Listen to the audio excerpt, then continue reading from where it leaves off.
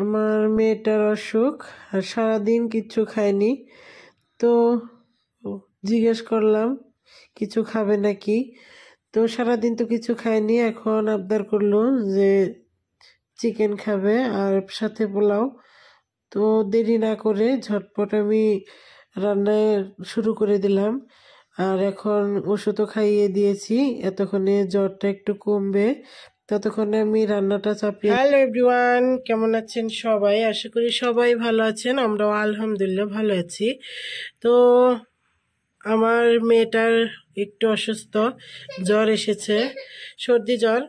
তো ওকে বললাম কি খাবে, ও বললো পোলাও আর মাংস খাবে।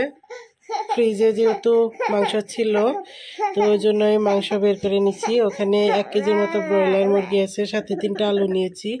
আর এখানে নিয়েছি টমেটো, কাঁচামরিচ আর আদা রসুনের পেস্ট। আর এখানে পেঁয়াজ, পোলাও বানাবো আর মাংস, ওই জন্য একটু বেশি করে পেঁয়াজ কেটেছি। তো এখানে আমি কড়াইয়ের মধ্যে তেল দিয়ে দিয়েছি। তেলের মধ্যে এখন দিয়ে দিব পেঁয়াজ।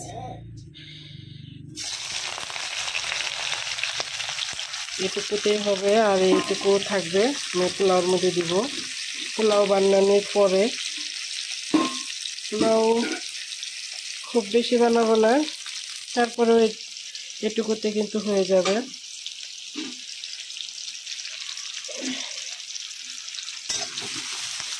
পেঁয়াজগুলো একদমই ব্রাউন ব্রাউন করে ভেজে নেব, ব্রাউন হওয়া পর্যন্ত আমি অপেক্ষা করব।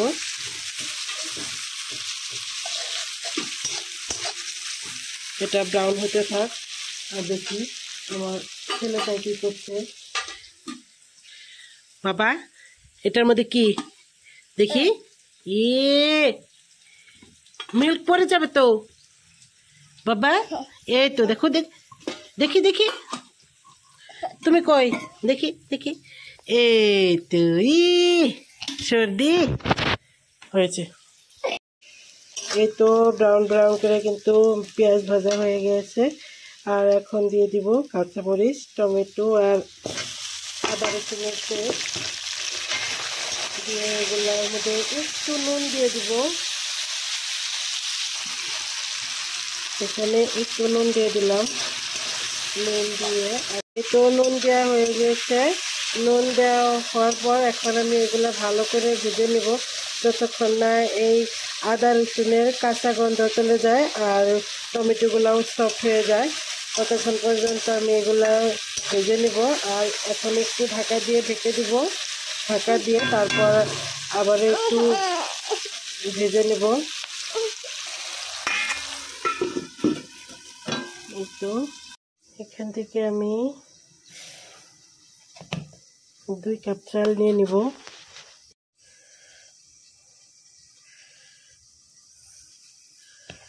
এই তো চাল নিয়ে নিলাম, এখন আমি ধুয়ে আনবো।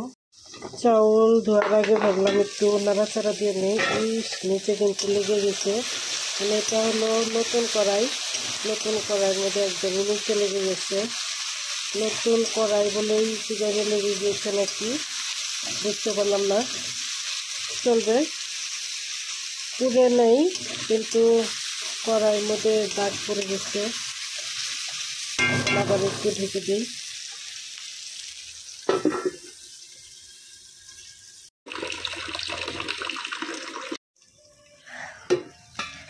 চলে আসলাম, এগুলো কিন্তু অনেকটা সফট হয়ে আসছে।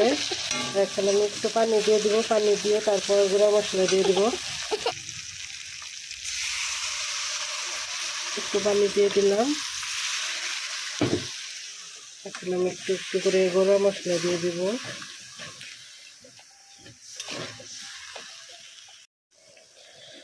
এখানে 1 চা চামচ হলুদের গুঁড়া, আধা চা চামচ ধনিয়া গুঁড়া, 1 চা চামচ একদম ভরে মরিচের গুঁড়া, টালা জিরার গুঁড়া দিলাম আধা চা চামচের চেয়ে একটু বেশি। আর এখানে দিয়ে দিব 1/2 চা চামচ গরম মশলার গুঁড়া দিয়ে এখন ভালো করে মিশিয়ে নেব নাড়াচাড়া দিয়ে। এখন পরিমাণ মতো নুনও দিয়ে দিব। নুন দিয়ে তারপর ঢাকা দিয়ে ঢেকে দিব। পরে আবার যদি লাগে পরে আবারও দিয়ে দিব। এখন এই তো এরকম সুন্দর কিন্তু একটা কালারে চলে আসছে প্রায়। এখন ঢাকা দিয়ে ঢেকে মশলাটা একদমই ভালো করে তেল ছেড়ে আসা পর্যন্ত তারপর কষিয়ে নিব।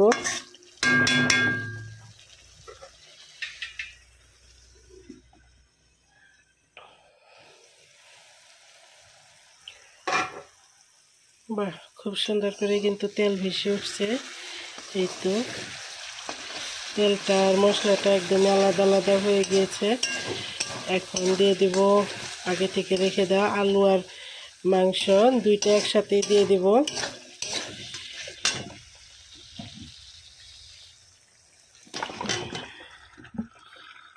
এই তো একসাথেই কিন্তু, যেহেতু ব্রয়লার চিকেনটাও কিন্তু অনেকটাই নরম, আর ওই জন্যই একসাথেই দিয়ে দিলাম। একসাথেই কষানো হয়ে যাবে আর একসাথে রান্নাটাও।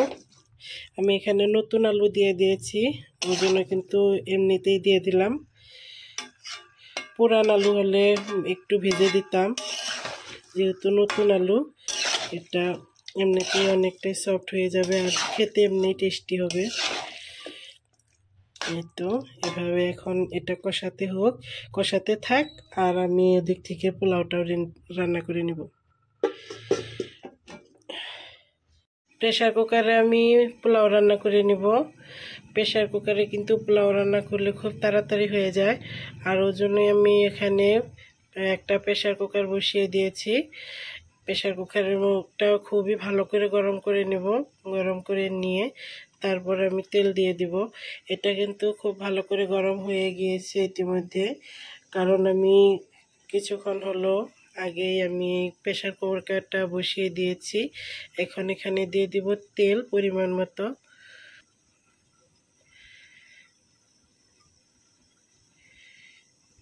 এই তো তেল দিয়ে দিলাম।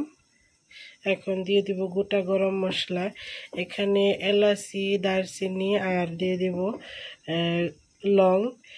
এলাচি দিয়ে দিয়েছি এই 4টা, আমি কিন্তু 4টা ধরেই ভালো করে থেতো করে দিয়েছি, এতে করে খুবই ভালো করে ফ্লেভারটা ছড়াবে। আর দিয়ে দিলাম লং আর দারুচিনি 1 টুকরা। এটা একটু ভালো করে ভাজা হয়ে গেলে তখন দিয়ে দেবো আমি পেঁয়াজ। এই তো এগুলো ভাজা হয়ে গিয়েছে, এখন দিয়ে দেবো এই আগে থেকে রেখে দেওয়া পেঁয়াজ। এটা ভালো করে ভেজে নেব। এই তো পেঁয়াজগুলো ভেজে নিচ্ছি।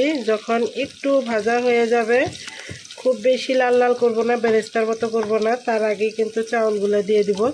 চাউলগুলো যদি একদমই লাল লাল করে ভেজে নেওয়ার পরে দিয়ে দেই, তাহলে কিন্তু চাউল ভাজা হতে হতে পেঁয়াজগুলো পুড়ে যায়, আর ওই জন্যই। এই তো ভাজা হচ্ছে, আর একটু ভাজা হলেই তখন আমি দিয়ে দিব চাউলগুলা কিন্তু আমি ইতিমধ্যে স্ট্রেনারে রেখে ভালো করে ঝরতে দিয়ে দিয়েছি, যাতে করে একদমই পানি না থাকে। আরও একটু ভাজা হোক, তারপরে আমি চাউলগুলা দিয়ে দিব। এদিক থেকে আমার চিকেনের এই অবস্থা, একটু নাড়াচাড়া দিয়ে দিই। এরই মধ্যে কিন্তু আমি আরও একবার চিকেনটা নাড়াচাড়া করে দিয়েছিলাম। এই তো এটাও হতে থাক, আর ওদিকে আমার পোলাও হবে। পোলাওটা জন্য পেঁয়াজ ভাজা হচ্ছে।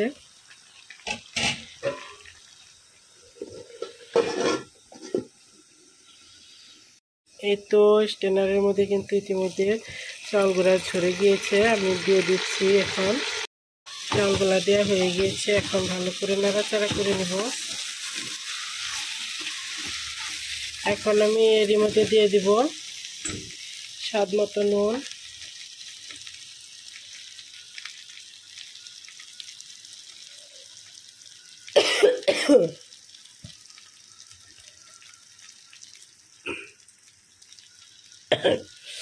নুন দিয়ে দিলাম, আর দিয়ে দিব এগুলা হলো আদার গুঁড়া। আমি কিন্তু আদা রসুনের পেস্ট দিই না, আর আমার আলাদা করে আদার পেস্টও নেই, আর ওই জন্য আমি আদার গুঁড়াটাই ইউজ করলাম।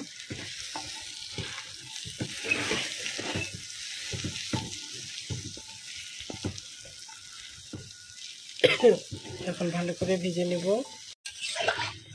তরকারির মধ্যে কিন্তু ঝোল দিয়ে দিলাম, ঝোলের পানি ভালো করে কষানো হয়ে গিয়েছিল। এখন আমি ঝোলের পানি দিয়ে দিলাম।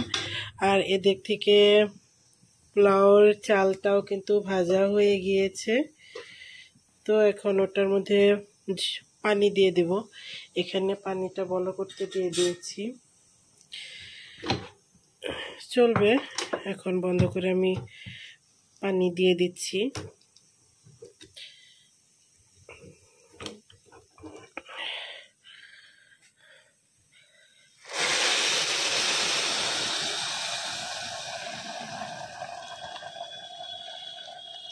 চালের দ্বিগুণ পানি দিয়ে দেব।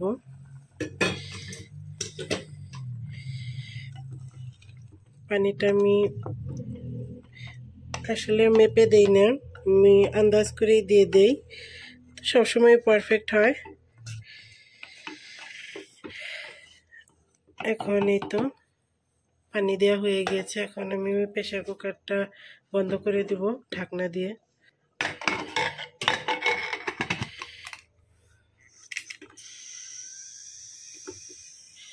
আর এদিক থেকে এটাও ঢাকনা দিয়ে ঢেকে দিয়েছি। এখন শুধু পোলাওর হুইসেলের অপেক্ষা। এই তো এগুলা কিন্তু বলক করছে, আরও একটু ঝোল শুকিয়ে নিব। আর এদিক থেকে কিন্তু পোলাওটা হয়ে গিয়েছে, আমি চুলার আঁচটা নিভিয়ে দিয়েছি। এই তো চিকেনের ফাইনাল লুক। আর এখন আমি আমার মেয়েকে খাইয়ে দিব। এখানে পোলাও হয়ে গিয়েছে, পোলাও আর চিকেন একসাথে বেড়ে নিব এখন। এই তো পোলাও একদমই ঝরঝরা, খুবই সুন্দর হয়েছে।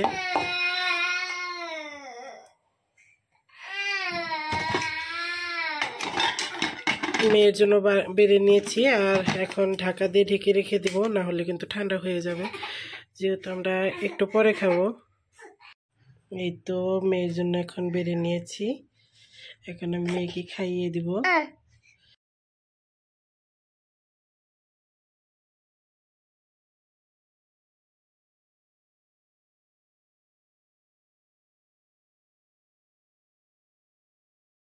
আশা করি আজকের ভিডিওটি আপনাদের কাছে ভালো লেগেছে। যদি ভালো লেগে থাকে অবশ্যই লাইক করবেন, শেয়ার করবেন আর চ্যানেলটা সাবস্ক্রাইব করবেন। আজকের ভিডিও এ পর্যন্তই, দেখা হবে নেক্সট কোনো ভিডিওর সাথে। ততক্ষণ পর্যন্ত ভালো থাকবেন, সুস্থ থাকবেন আর আমাদের জন্য দোয়া করবেন। আজকে এ পর্যন্তই, আল্লাহ হাফিজ।